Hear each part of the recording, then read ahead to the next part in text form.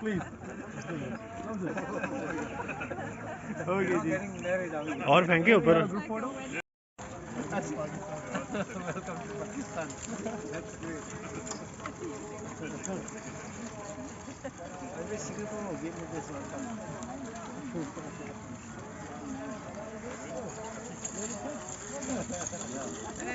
ये इनमें से और भी आज है 8 जनवरी 2023 और हम लोग मौजूद हैं ननकाना साहब गुरुद्वारा जो कि जन्म स्थान है बाबा गुरु नानक साहब का। अभी थोड़ी देर पहले हम यहाँ पे पहुँचे हैं क्योंकि आपको पता है विंटर है, सर्दियों में यहाँ पे अच्छी खासी जो है ना फोग आती है अपर पंजाब में। तो हम लोग लाहौर से निकले तकरीबन कोई कह लीजिए कि 11:30 बजे और उसके बाद हम लोग ने ठोकर से मोटरवे को अप्रोच किया M3 अब्दुल हकीम मोटरवे। यहाँ से हम लोग ट्रैवल करते हुए सीधा पहुँचे इंटरचेंज ननकाना साहब। इंटरचेंज से उतर के तकरीबन 9 किलोमीटर की एक कारपेटेड रोड है बेहतरीन, और कोई टूटी फूटी रोड यहाँ पे नहीं है, जिस मोटरवे की तरह की रोड है। तो 9 किलोमीटर का ट्रैवल करके ननकाना साहब इंटरचेंज से हम लोग यहाँ पर पहुँचे हैं। मेरे साथ आज जो गेस्ट मौजूद हैं वो हैं एक सिख फैमिली जो कि आए हैं न्यूजीलैंड से और सिंगापुर से। डिफरेंट एज ग्रुप है, बच्चे भी हैं, मिडिल एज के लोग भी हैं और साथ कुछ बूढ़े लोग भी हैं। मैं आप सब की जो है वो उनके साथ गपशप भी करवाऊँगा और आपको आज ये गुरुद्वारा जो है इसके बारे में भी मैक्सिमम बताऊँगा और इसकी सैर कराऊँगा। वो सामने जो आप एक गेट देख रहे हैं वो है एंट्री पॉइंट। वहाँ से एंटर होकर इस ट्रैक से आते आते आप ये वो जगह है जहाँ पर आप अपने जूते उतारते हैं और आगे जाने की तैयारी करते हैं। देख लो जी, जुत्ती शुत्ती साड़ी भी लगा ली इन्होंने और यहाँ पर सब आप देखेंगे नंगे पाँव आगे जाएंगे। यहाँ से ये एक एरिया है जहाँ बेसन्स लगे हुए हैं हाथ धोने के लिए, और उसके बाद ये वो एरिया है जहाँ पर थोड़ा सा पानी है और यहाँ से आपने गुज़रना होता है नंगे पाँव, ताकि आपके जो पाँव हैं वो भी साफ़ हो जाएं। ये आप देख सकते हैं ये एंट्री पॉइंट है गुरुद्वारे के अंदर जाने का, और ये पानी यहाँ से हम गुज़रेंगे।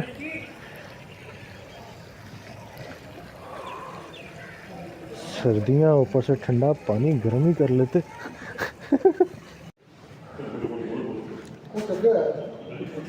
रुमाल पहनाया जा रहा है। Oh thank you very much. अंदर एंटर होते ही द साइन ऑफ रिस्पेक्ट रुमाल बांधते हैं। रुमाल बांध के जब हम लोग ये बालकोनी से गुजरते हुए इधर आते हैं तो यहाँ पे ये एक कुआं नज़र आता है। इसके अंदर आप देखिए पाइप्स हैं कुछ, बट ज़्यादा क्लियर कुछ नहीं है। तो ये कहा जाता है कि बाबा गुरु नानक साहब का जो घर है जहाँ पे वो रहते थे इधर, उनका ये घर का कुआं है ये। आगे फिर ये अब ट्रैक शुरू होता है और ये वो अंदर वाला आता है गुरुद्वारे के अंदर वाला। पहले हम बाहर चेन में थे, अब हम अंदर हैं। थैंक गॉड यहाँ पर कालीन है इतनी सर्दियों में। अब हम जा रहे हैं अंदर वाली साइड पे। ये आप देख रहे हैं यहाँ पे कुछ माइक्स लगे हुए हैं और ये एक डाइस है। यहाँ पर शायद ये कोई अपनी इबादत के हवाले से या फिर कोई पब्लिक मीटिंग शायद करते होंगे। और अब हम आ रहे हैं इस तरफ।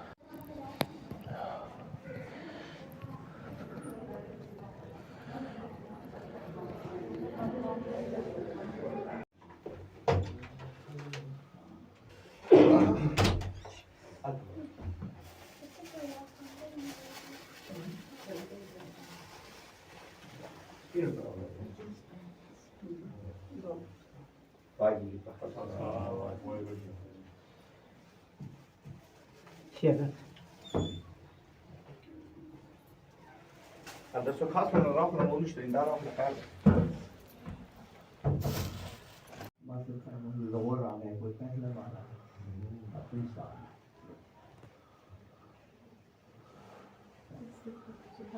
जी ये वो जगह है जहाँ पे बेसिकली एक अलामती तौर पर एक कमरा बनाया गया और बेड है यहाँ पर। कहा जाता है कि रात को बाबा जी जो है वो आराम करने के लिए आया करते थे। वो जो पहली वाली जगह थी वहाँ पर वो इबादत किया करते थे ज़्यादातर, और ये उनका एक समझ लीजिए कि एक पर्सनल बेडरूम के तौर पर इस्तेमाल करते थे। अच्छा जी ये वो जगह है कि जहाँ पर बताया जाता है कि 1921 में एक लड़ाई हुई थी सिखों और हिंदुओं में, और यहाँ पर तकरीबन 200 सिख जो थे वो उनका मर्डर किया गया था। और ये जो आप दरख्त का हिस्सा देख रहे हैं जो कि कटा हुआ है, ये वाला, इसकी इन्होंने यहाँ पे एक तस्वीर बनाई हुई है। ये इस दरख्त के अंदर ये यहाँ पर बताया जाता है कि उल्टा लटकाकर उनको बंद कर दिया गया था। तो ये उनकी एक यादगार के तौर पर उन्होंने जगह बनाई हुई है। ये देखिए ये कुछ डिटेल्स यहाँ पर सारी की सारी रिटन लिखी हुई है। पंजाबी सिख संगत।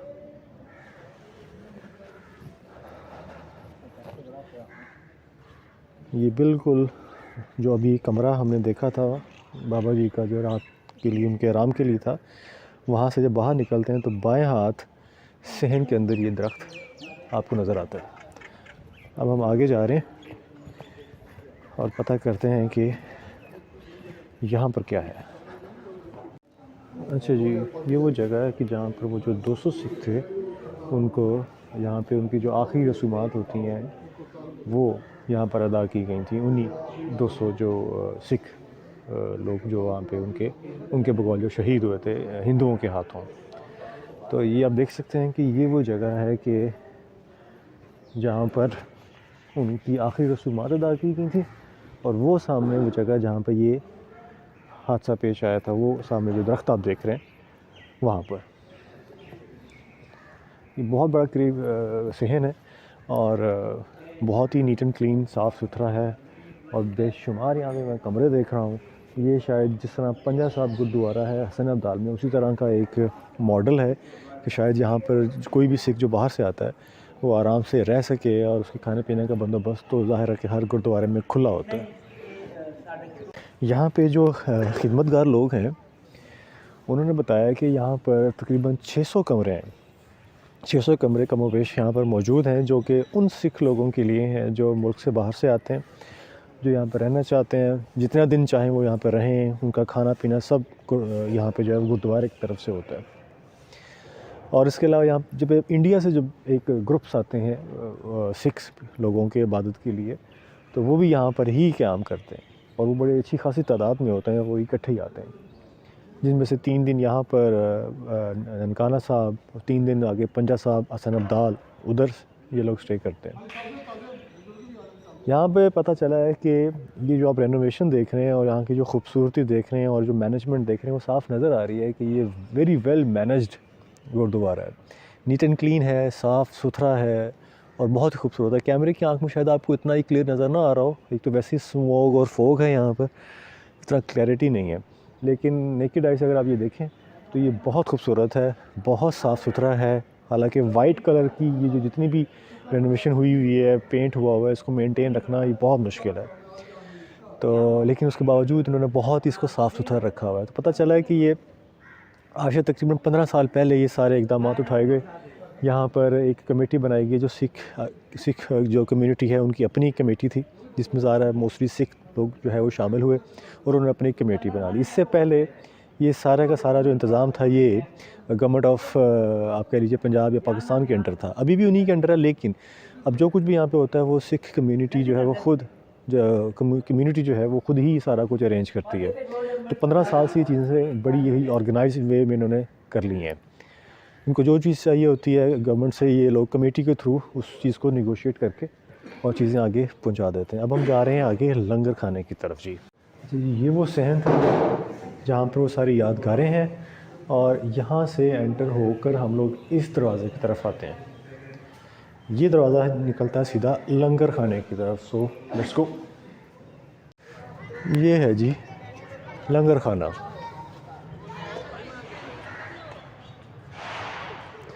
ये वो दरवाज़ा है जहाँ से निकलकर हम लोग लंगर खाने की तरफ आते हैं। हर चीज़ बड़ी शायाना शान बनाई हुई है इन्होंने। ये देखें, तो अगेन यहाँ पे बेसिन्स लगे हुए हैं और ये इनका सहन है। और ये इमरजेंसी एग्ज़िट का बोर्ड यहाँ पे लगा हुआ है, जो कि आई थिंक वो सामने जो दरवाज़ा है वहाँ से है। विंटर में क्योंकि सर्दी बहुत ज़्यादा यहाँ पे होती है, आपने देखा होगा यहाँ पे लोग सारे जो हैं जैकेट्स अपर चादरें वगैरह लपेटी हुई हैं, लेकिन उसके बावजूद यहाँ पर सब लोग जो हैं वो जब विज़िट करते हैं तो वो नंगे पाँव होते हैं। ये देखिए, मैं भी नंगे पाँव ही हूँ। तो जो कि ओपन एरिया हल्की सी जिसको आप कहते हैं धूप वो है, जिसकी वजह से फ़र्श थोड़ा सा जो है ना कम ठंडा महसूस हो रहा है। और जिस जगह पे फ़र्श के ऊपर कोई ओपन धूप नहीं पड़ रही वो बहुत ही ठंडा होता है। तो लिहाजा ये चीज़ आपको जो है वो देखनी पड़ेगी। अगर बुज़ुर्ग लोग हैं उन्होंने आना है तो वो लेदर सॉक्स इस्तेमाल कर सकते हैं। अगेन यहाँ पे ये देखिए कमरे, जिनके बारे में भी मैंने ज़िक्र किया था कि ऑलमोस्ट 600 रूम्स हैं जो कि मेहमान नवाजी के लिए यहाँ पे डेडिकेटेड है, सिख लोगों के लिए।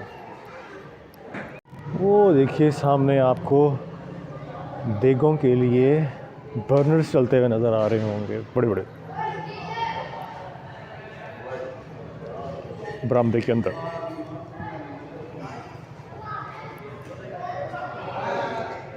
ये देख लीजिए, ये है इनका लंगर खाना जहाँ पर ये बड़े पैमाने पर खाना तैयार करते हैं और लंगर तकसीम करते हैं सब लोगों को। और ये साथ ही एरिया है जहाँ पर बैठ के लोग खाना खाते हैं, यानी कि लंगर खाना। एक बड़ा तवील और अरीज़ और वसी हॉल है जहाँ पे लोग एंटर होते हैं। हाय जी, ये इनके बर्तन साफ़ सुथरे, ग्लास, और ये यहाँ पे बच्चे खिदमत में मसरूफ़ हैं। ये इनका किचन,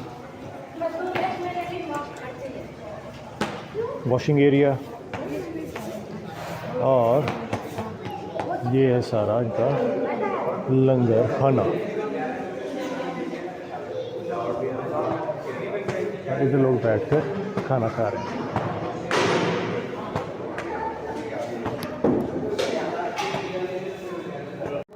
फाइनली हम लोग जूते पहन सकते हैं। My feet are freezing. तो हम लोग घूम के वापस वहीं पर आ गए जी जहाँ पे हमने अपने जूते उतारे थे। ये वो जगह है। तो यहाँ पे दोबारा हम जूते पहनेंगे और उसके बाद फिर वापसी की तैयारी। फाइनली जूती पा ली है और ज़िंदगी में सुकून आ गया। अच्छा जी, ये है सरोवर तालाब। कहा जाता है जी यहाँ पर गुरु नानक साहब जो हैं वो बात लिया करते थे। ये एक तालाब है, आपको अंदर जाके भी दिखाते हैं। ये देखिए सरोवर तालाब, वसी और अरीज़ तालाब। यहाँ पे स्टेयर्स भी हैं।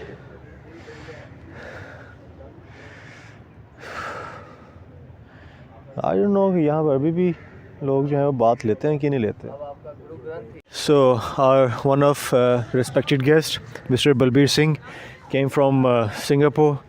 Let's have a chat with him. So how was your experience, sir? It was beautiful. I last came to Nankana Sahib about 20 years ago, and at that time the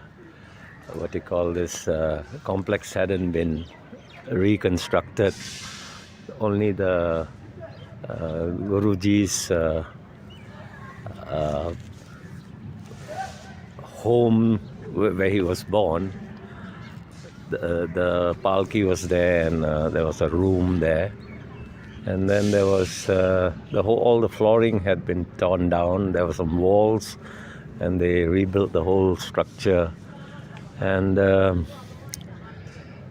Guru Nanak, of course, is the founder of the faith. He was the first guru, and